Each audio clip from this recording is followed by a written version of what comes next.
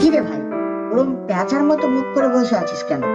আর বলিস না রে ভাই, সবাই মিলে আমার জীবনটাকে একেবারে ব্যাঙ ভাজা করে দিল। কেন হঠাৎ এমন বলছিস? কি হয়েছে বল। কি আর বলবো, আমার আর বেঁচে থাকার ইচ্ছা নেই রে ভাই। আরে কি হয়েছে অত ভনিতা না করে একটু খলসা করে বল তো দেখি। আমার আর স্বর্ণালীর সম্পর্ক বাড়ি থেকে জেনে গেছে।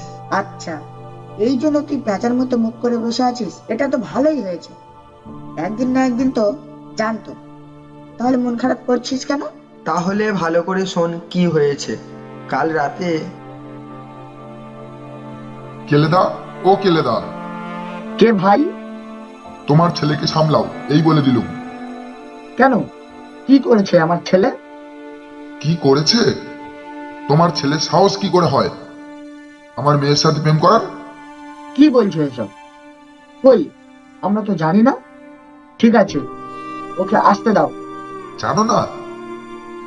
ছেলেকে আমার মেয়ের পিছনে লেলিয়ে দিয়ে আর এখন বলছো জানো না? তোমার ছেলে জানে না যে একটা নিচু জাতের ব্যাঙ হয়ে আর একটা উঁচু জাতের ব্যাঙের সাথে প্রেম করছে? একটা কথা কান খুলে শুনে রাখো, হয় ছেলেকে সামলাও, না হলে কিভাবে ডোবা ছাড়া করতে হয় তা আমার ভালো করে জানা আছে। কথাটা যেন মনে থাকে।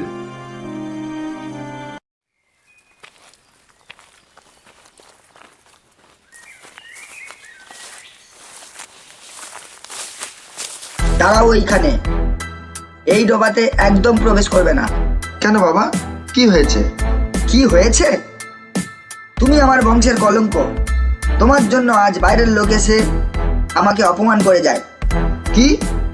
কে অপমান করেছে তোমাকে? তুমি যার মেয়েকে ভুলিয়ে ভালিয়ে পটিয়েছ, তার বাবা। বাবা, আমি স্বর্ণালীকে খুব ভালোবাসি, আর স্বর্ণালীও আমাকে খুব ভালোবাসে। ব্যাঙাচি, বাবার মুখের সামনে ওইসব কথা বলতে তোর একটু লজ্জা করছে না?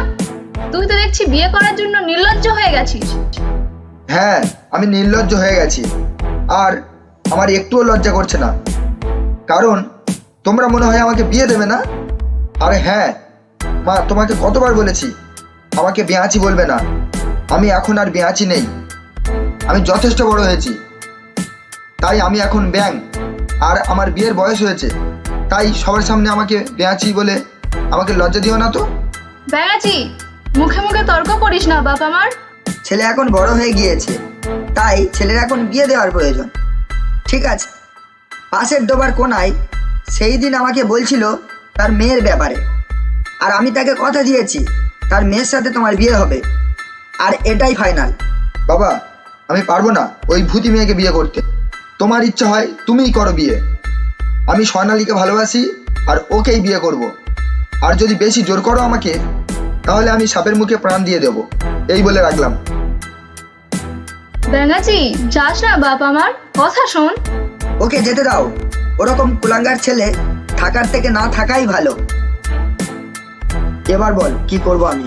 তুই স্বর্ণালীর সাথে দেখা কর, তারপর দেখ ওর কি অবস্থা আর ও কি চায়।